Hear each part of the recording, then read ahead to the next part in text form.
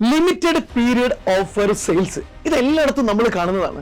ഷോപ്പുകളിൽ, അതുപോലെ തന്നെ മാളുകളിൽ, അതുപോലെ തന്നെ ആമസോണിൽ, ഫ്ലിപ്കാർട്ടിൽ എല്ലാം കാണും. വലിയ ഓഫർ അനൗൺസ് ചെയ്യുകയും അതൊരു ലിമിറ്റഡ് പീരിയഡിൽ മാത്രമേ ഉള്ളൂ എന്നുള്ള ഫീൽ ക്രിയേറ്റ് ചെയ്യും. നിങ്ങളൊരു ബിസിനസ് ഓണർ ആണെങ്കിൽ തീർച്ചയായിട്ടും സെയിൽസിനെ ആക്സലറേറ്റ് ചെയ്യുന്ന ഏറ്റവും പ്രധാനപ്പെട്ട ഘടകങ്ങളിൽ ഒന്നാണ് ലിമിറ്റഡ് പീരിയഡ് ഓഫർ.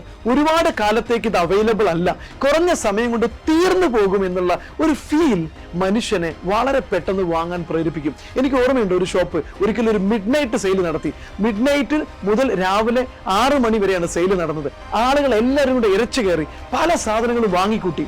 പക്ഷേ പലതും അവർ നോർമലി ലഭിക്കുന്നതിനേക്കാളും വില കൂടുതൽ കൊടുത്തിട്ടാണ് വാങ്ങിയത്. എന്നാലും ഈ പ്രൊഡക്റ്റ് അവർ വാങ്ങിക്കൂട്ടാനുള്ള കാരണം എന്താണെന്നറിയോ? ഈ ലിമിറ്റഡ് പീരീഡ് ഓഫർ ആണ്, അപ്പോൾ ഇവിടെ മുഴുവനും ഓഫർ ആണ് എന്നൊരു തോന്നൽ ഫീൽ ചെയ്യുന്നത് കൊണ്ടാണ്. സോ നിങ്ങൾ സെയിൽസ് കൂട്ടാൻ ആഗ്രഹിക്കുന്നുവെങ്കിൽ നിങ്ങൾ ഇടയ്ക്ക് പരീക്ഷിക്കാവുന്ന ഏറ്റവും മികച്ചൊരു സ്ട്രാറ്റജികളിൽ ഒന്നാണ് ലിമിറ്റഡ് പീരിയഡ് ഓഫർ.